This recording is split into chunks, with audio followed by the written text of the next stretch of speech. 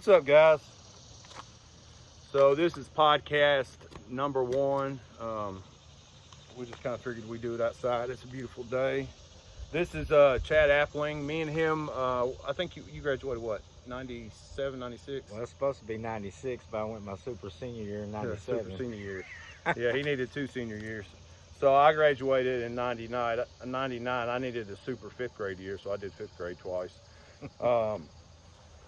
Because I didn't learn anything from K through 12, I guess.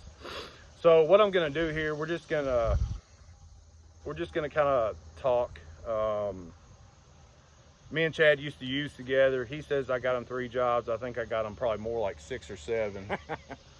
He's worked for my dad before. He's been in metal fabrication, all that stuff before. I think me and you put up a few buildings together. Yeah. I think what else? Built the courthouse in Russellville. We built the courthouse in Russellville. We worked at that place, and just watch with names. Worked in that one place in Springfield. We're not gonna say no names. Yeah. You worked at that big place in Lewisburg, didn't you? Mm-hmm. That big meal. Yeah. So we've worked together some, to say the least. So the funny thing, it's not funny, it's actually pretty sad. Out of everybody me and Chad hung around with, and especially did the heroin thing with and all that mess, me and him are probably the only 2 that are still alive. Aren't we? Well, there's some of us. Yeah, there's a few of us, not many of us. There's not many of us. And if it had been in today's time, I don't think we probably would have been here. I don't know. Fentanyl was my thing too. So. Oh yeah. If I was on that, I wouldn't be here. I'm just here by the grace of God, to tell you the truth. Been sober for two years and 2 months, and changed everything about my life, my purpose. I don't have nothing to do with welding and hanging iron anymore. It's all about recovery. I'm a recovery coach. Awesome. And it's all about glorifying my Lord and Savior Jesus Christ. That's right. And I do that. He works through me, and I pour into people. And you know the funny thing about that is like I just went by there and I was talking to one of the guys there, and I said I definitely qualify for the job, and you are definitely qualified for that job. I mean, because it takes the experience, and I talk about the identity a lot, and that's huge, and able to come down to where somebody's at, meet where they're at, and bring them up to a point to where they can start walking forward in God's will. Yep. And it takes somebody that's been through it. And me and Chad got a little bit of age on us. We're not old, but we're in our prime. I would say I'm in my prime. It sounds good. I don't remember any of my 30s, so you know what I mean. I'm pretty much. I think I'm in my prime. I think I'm still mentally in my 20s. Well, I mean, actually, they say like the day you start using, which for me would have been 14, 15, 15, somewhere in there. You know, first time I did cocaine was with you up in Bowling Green. Remember? I can't remember. And we were wrestling, and you got me by my legs and threw me down. I hit my head on the back of a Cadillac. I remember that. Like the car went boom. My hard head. We were play fighting or something. I think I swung at you. You were like playing swing. I don't even remember. I just remember you grabbing by my legs. I seen my legs up in the air. I remember hitting that Cadillac and it was just like. There ain't no telling. Yeah. It sounded like a bowling ball hitting that freaking bumper. I got a hard head. It's always been hard. But and we were just sitting here talking. It's crazy because I don't think we've ever sat together sober. Like it's either been one of us has been messed up and the other one's been sober. It's been, or vice versa. It's always been. I don't think that we've ever been sober continuously together. Yeah, and when I think about when we was in the madness together, it was I can't remember that coke night, but I can remember the liquid morphine. Oh yeah. Spoonfuls of liquid morphine. Yeah.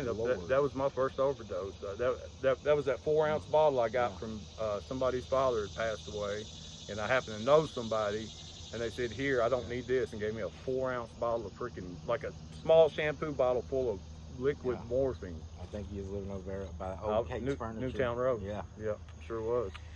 But yeah, it took it took a lot of pain for me to change my path, and you know, I got that what I call God's waiting room. Those times in jail Yeah. where I was Really? sitting in there thinking about what I was going to do in my life. You know, 3 or 4 times coming out that revolving door of jail, go right back to old people, places, and things.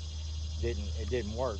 Kept on reoffending, and you know, I'd always get into that Bible in jail, but as soon as I came out, that Bible go in the trunk of my car, and I go right back to, you know, ripping and running. But making a change for me when I threw away that shovel and stopped digging that hole, and went to some of these AA, NAs, and CR meetings, and started listening to people and getting involved, you know, into a program. That's where the change for me started, and especially at the church I attended, CR, where I became a leader. You know, I really started diving into the program and giving back to people what was given to me. You know, I did some step studies out there and some leadership. I taught a step study class. Me and my wife just recently moved to Park City, so I had to leave my church, but we're planning on talking to a pastor at her mom and dad's church, trying to get a CR started out here in between Park That'd be City great. and I'm Cave actually City. I'm in the process of wanting to start one, honestly. Yeah. Yeah, that'd be great. Just got blessed with another job working in recovery, you know, and you know, I'm just really just blessed and highly favored today. Just Highly flavored. I say I'm blessed and highly caffeinated because I'm still on the caffeine, and the nicotine equals protein for me. That's right. That's right. But it's just a blessing. It's I gotta give all the glory to God, because I wouldn't be here if it wasn't for Him, and I know He still got my back, because here I am still alive, and I'm on the right side of the tracks today. Yeah, I know it. I was just talking to somebody about my last overdose, man. It was I think the last real bad ice storm. No, I don't think so. Yeah, I think it was maybe. It's been longer than that. It's been maybe 8, 9 years ago. But I was getting methadone from the doctor. I was going to, I think it was somewhere in Bowling Green, and they were giving me 320 or 40 Oh yeah. of the 10 milligrams a day. And previous to that, and of course this is medicine to get off heroin, you know what I mean? Yeah.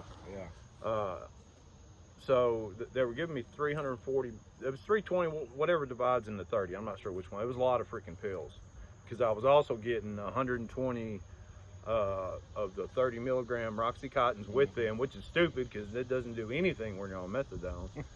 But I remember getting those pills that day. I was living those apartments right there by the Kangaroo in Russellville. Yeah. Me and my girlfriend were living together. We had an apartment, and I got them. And you know what you do as soon as you get a fresh thing of pills, you know what I mean, a handful. And at the time I was taking, I don't know, 8 or 10 at a time, which is, if you know anything about methadone, it is more potent than anything out there. But I remember that day, like I don't remember that day. There's one thing I do remember, and it was my ex. We went to bed, and I remember she kept waking me up, or what seemed like waking up. She's like, you keep stop breathing. Like, you're gonna go to the hospital. I can't do this. And eventually she said, you're going to the hospital or I'm leaving.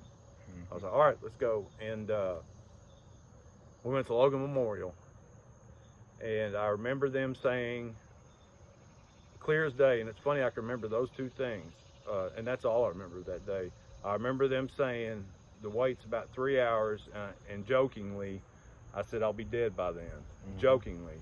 And my ex told me, she described everything from there on out, and she said we didn't even get out of Russellville. We just got to the edge of about where my dad's shops is the edge of Russellville, and she said I was blue by then. And she had to do 120 mile an hour. She said she was hoping a cop would pull her over. No one pulled her over. She did 120 all the way to Bowling Green. By the time I get to Greenview, I was dead. She said she was grabbing my nipples, which that's my sweet spot. Like it, I'm not sensitive anywhere else but that. And so I guess there was like 6 people, because she'd already called. There was like 6 or 7 people come running out, and they were like, once they see me, they realized the shape I was in. I guess it took 6 or 7 people to actually get me out of the car. At that time, I was probably Did they have Narcan back then? Yeah, she'd already hit me with Narcan. There was nothing. And this is what happened. I got them 300 and something pills, and I don't think it was the day. I think it was the day after I'd got them. I ate every one of them. The whole thing, all of them were gone. Yeah. So I overdosed. But you know, I come to in the hospital. I see my parents. I see her, and I've done it enough to know. Waking up and seeing the looks on their faces, I knew what happened. And I tried to talk. I couldn't talk, and I didn't even realize at the time that I had a breathing tube in my throat. And they tried to settle me down, tried to tell me not to talk, and it was, I don't know. I guess I was up maybe a few hours, and they eventually pulled that thing out, and then I could kind of figure it out, which I was writing. They gave me a notepad. I had to write everything down. But anyway, they ended up leaving. They ended up pulling up they pulled every tube but the tube that was in my arm to my heart. And of course, what you do when you're in the hospital and you got prescriptions, they give you your prescriptions. So what they do, put me straight back on it. Yeah. They thought I about died with pneumonia, and this, I didn't tell anybody what happened. I just let them all think it was pneumonia, because this was the third time it's already happened, or at least the third time that my parents had to show up at a hospital. And I didn't tell anybody for up until last year what happened, and I still don't know if she knows what happened. But that's the kind of stuff I do when I'm on drugs. You know, I'm all the way balls to the wall. You know me, I'm all balls to the wall. There's no half-ass in me. I did it till I broke out in handcuffs. Luckily, I never had an OD. I had a bad opiate problem, and I got on Suboxone, which I don't hate anybody that tries to lower the risk of their use. Mats are with mat meds, but for me, I got off of Suboxone because I had to go to jail, and it was the detox that I suffered in jail from Suboxone was enough for me never to go back to opiates. But as soon as I got out of jail, I went back to the meth and went from snorting it to smoking it to intravenously using it. And after I started doing that, that's how I racked up a bunch of charges, and you know, my moral compass is out the window. I was basically living a life of a hedonist. You know, anything that pleasured me, that's what I was doing. Oh yeah. But thanks to my Lord and Savior, I ain't got to live like that no more. And, you know, it's truly a blessing, because there's a lot of our friends back home that didn't make it out. And I realized, you know, those sayings they tell you, jails, institutions, and death. Well, I've had 2 of them, and I don't want to see the third one. I've had all 3 of them, and there's a 4th one they don't talk about, and it's not dying, it's not jails, it's not rehabs, it's not psych wards. I've been dead. My only fear in that time was, well, 2. One, that I would die of the addiction, and my parents would have to bury me, and they would never see me sober. Yeah. The second one is I wouldn't end up in a jail institution or dead. I would end up in addiction and have to die a long, slow, painful death. Yeah. And they don't talk about that, but that's very prevalent. I've seen it happen. So look, guys, this is just a teaser. This is going to be posted on my Facebook. I'm going to get YouTube Embassy-of-the-Kingdom going today or tomorrow, just depending on how everything plays out for my day. But this is what you can expect to see, things of this nature.